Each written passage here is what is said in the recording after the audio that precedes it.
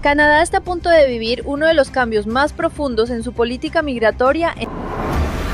En Canadá, organizaciones de defensa de los derechos de los migrantes exigen que el gobierno federal retire el proyecto de ley C-12.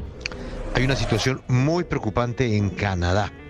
Tiene que ver con los asilos. Imagínate esto. Has dejado tu país, has llenado formularios, has ahorrado dinero y te lo has gastado en tarifas. Comienzas a trabajar y aprendes un nuevo idioma. Has comenzado a obtener el camino hacia Canadá. Un día obtienes tu visa de trabajo y tu permiso, pero sin previo aviso, el gobierno te avisa y te dice que ya no puedes continuar aquí. El 26 de marzo del 2026, la ley C-12 recibió la sanción real. El gobierno la llama Ley de Fortalecimiento del Sistema de Inmigración y Fronteras de Canadá. Quienes lo redactan dicen que buscan eficiencia, orden y seguridad. Pero hay quienes la llaman de otra forma. La Asociación Canadiense de Abogados la describe como un retroceso preocupante en transparencia y debido proceso. Amnistía Internacional advierte que podría violar el derecho internacional. ¿Quién tiene razón? Hoy no voy a decirte qué pensar. Voy a mostrarte los hechos, las situaciones, las consecuencias, para que tú mismo te pongas a pensar y decidas si tu permiso de trabajo, el que tanto trabajo te costó obtener, está realmente en peligro. Quédate, porque hoy no hablaremos de política, hablaremos de tu proyecto de vida.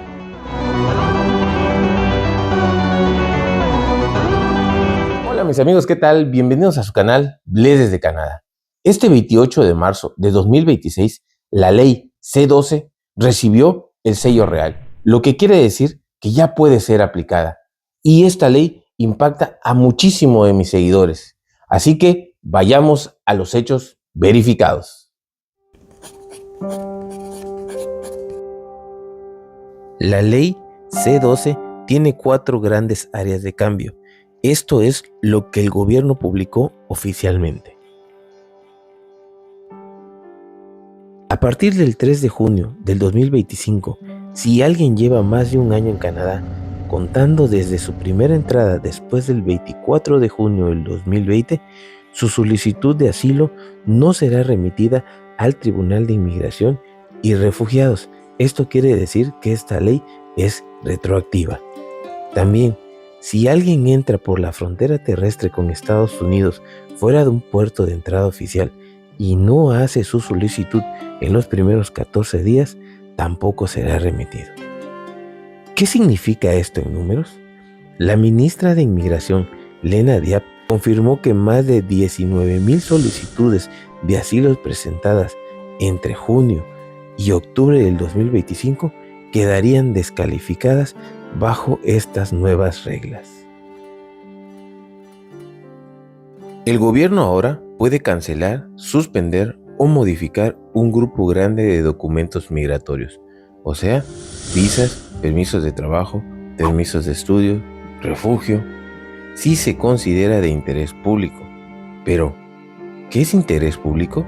Bueno, esto incluye fraudes, errores administrativos o preocupaciones de salud pública y seguridad nacional. Importante, cada decisión requiere aprobación del gabinete. Esta decisión debe publicarse en la Canada Gazette y debe reportarse al Parlamento. IRCC ahora puede compartir información personal con otras agencias federales, provinciales y territoriales a través de acuerdos escritos. Esto incluye identidad, estatus migratorio y documentos emitidos. La ley busca agilizar el sistema, solicitudes digitales, eliminación de casos inactivos y decisiones más rápidas. Hasta aquí, la ley suena razonable, ¿no? Eficiencia, orden y seguridad. Sin embargo, aquí es donde la historia se pone complicada.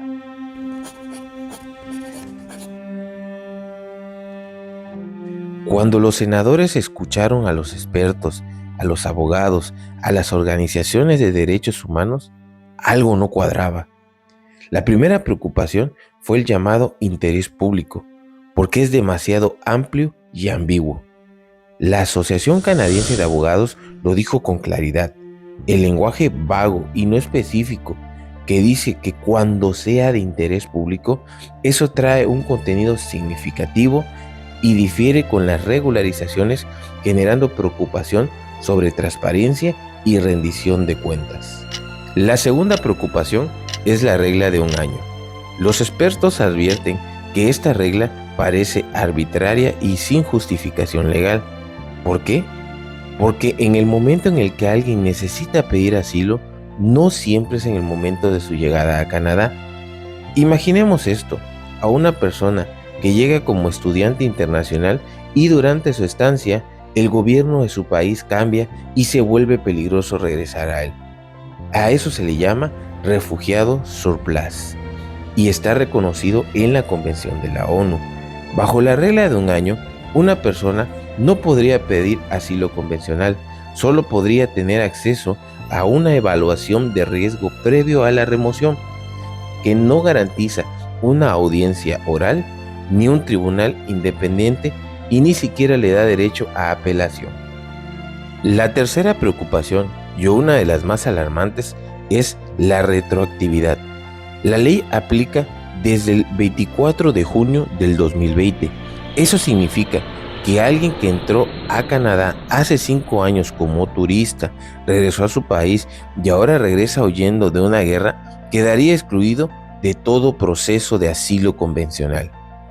La cuarta preocupación es la cancelación de residencias permanentes. El Comité de Asuntos Sociales del Senado escuchó advertencias escalofriantes. Un testigo mencionó cómo órdenes gubernamentales amplias se usaron históricamente para rechazar refugiados judíos que huían de la Alemania nazi. Los expertos también advierten que estas facultades permiten la cancelación arbitraria de visas y aplicaciones sin recurso ni revisión. Sin embargo, hay un punto donde ambas posturas se enfrentan con fuerza. Los refugiados que cruzan la frontera desde los Estados Unidos bajo el acuerdo del tercer país seguro, quienes piden asilo en un puerto de entrada oficial son devueltos a Estados Unidos, a menos que califiquen para una excepción, como tener familia en Canadá o ser menores no acompañados. La ley C-12 agrega una capa más. Si alguien entra entre puertos de entrada, lo que antes era común como en Roads and Road, y no hacen su solicitud en 14 días, también quedan excluidos del proceso convencional. ¿Qué dicen los defensores de esta medida? El gobierno argumenta que reduce la presión sobre el sistema de asilo, cierra vacíos y desincentiva cruces irregulares. Los números respaldan su preocupación. Amnistía Internacional advierte que será aún más difícil para personas que huyen de Estados Unidos solicitar asilo bajo condiciones justas. ¿Por qué? Porque aunque Estados Unidos califique como un tercer país seguro, la situación ahí es más volátil. Bajo la administración de Donald Trump, las políticas migratorias cambiaron drásticamente. Inmigrantes han sido criminalizados. Incluso sobrevivientes de violencia doméstica han sido deportados. Para estas personas, Estados Unidos no es un tercer país seguro. Pero aquí viene una pregunta incómoda. ¿Es justo decirle a alguien que huye de la persecución que debió de pedir asilo antes de cruzar la frontera, cuando esta persona ni siquiera sabía que iba a necesitar este tipo de protección?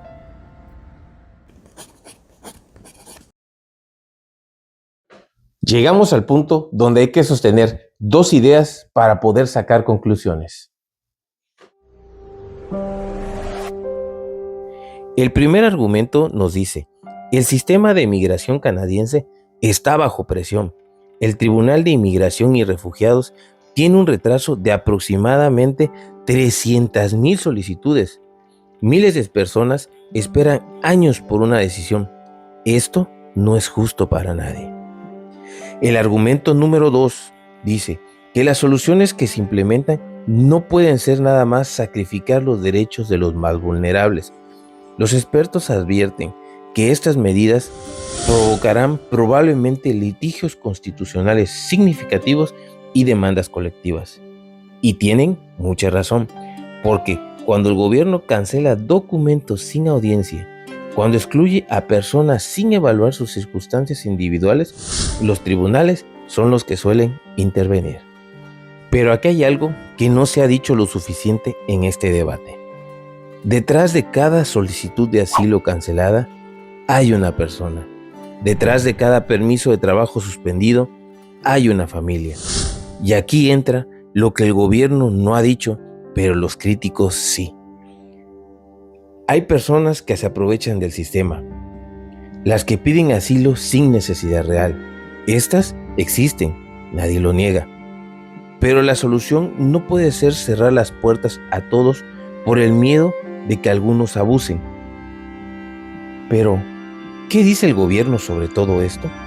En sus comunicados oficiales, el gobierno enfatiza: las personas afectadas por estas nuevas reglas aún tienen acceso a una evaluación de riesgo previo a la remoción, para evitar ser enviadas a su país, donde podrían enfrentar persecución, tortura u otros daños. ¿Qué dicen los críticos sobre este riesgo previo y sobre esta evaluación?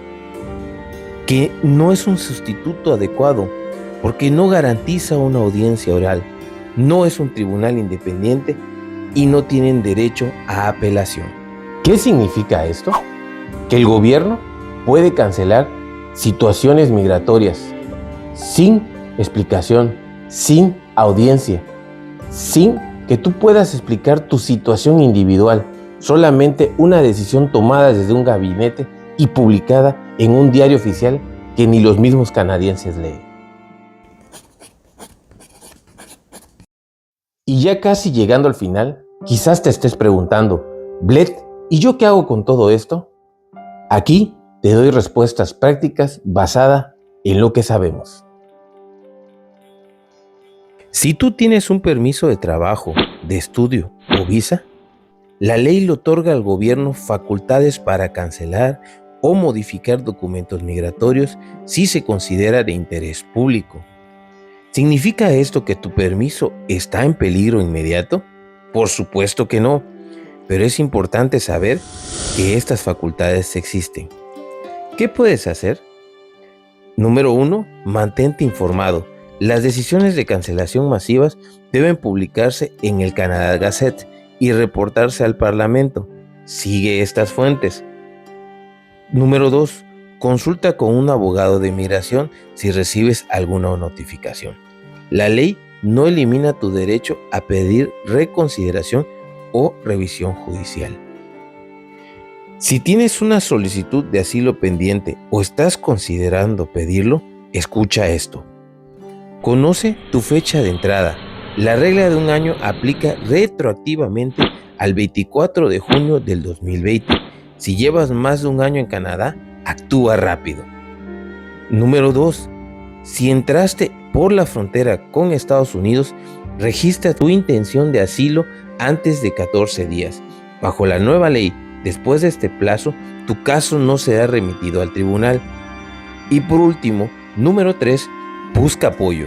Organizaciones como la Canadian Council for Refugees y el Migrant Rights Network están monitoreando la implementación de la ley. Y una última reflexión. Canadá sigue siendo un lugar que protege a los que más lo necesitan. Eso no ha cambiado. La ley C-12 solamente cambia el camino hacia donde tienes que llegar. Para llegar a ese camino, tienes que estar bien informado. Consulta a los profesionales. Y amigo, no tengas miedo de pedir ayuda. Para concluir, empecé este video con una sola pregunta. ¿Tu situación migratoria corre peligro? Como viste, la respuesta es muy variada y depende de quién te responda. El gobierno nos dirá: no, solo estamos organizando mejor el sistema y cerrando vacíos. Sin embargo, los críticos nos dirán: sí, porque las facultades amplias pueden usarse de forma arbitraria. Yo te digo, amigo, no dejes que otros decidan por ti. Infórmate, consulta con expertos, conoce tus derechos y si este video te ayudó a entender mejor esta ley tan compleja, por favor, compárteselo a alguien que, como tú, tal vez lo necesite. Si conoces a alguien que está en riesgo, compártele esta información y compártelo también en grupos de inmigrantes, de refugiados, porque recuerda que la información es poder. Pero, ¿tú qué opinas? ¿Crees que la ley C-12 es necesaria para ordenar el sistema? ¿O crees que está yendo demasiado lejos? Déjalo en los comentarios porque tus opiniones construyen este canal. Recuerda igual suscribirte para que estés bien informado. La información nos permite evitar los peligros. Una de las cosas que te va a permitir mantener tu estatus aquí en Canadá es conseguir un trabajo en las áreas esenciales. Para eso necesitarás un currículum. En este video te dejo cómo puedes hacer un currículum. Amigo, escucha esto. Estar informados y unidos es estar más seguros. Hasta la próxima.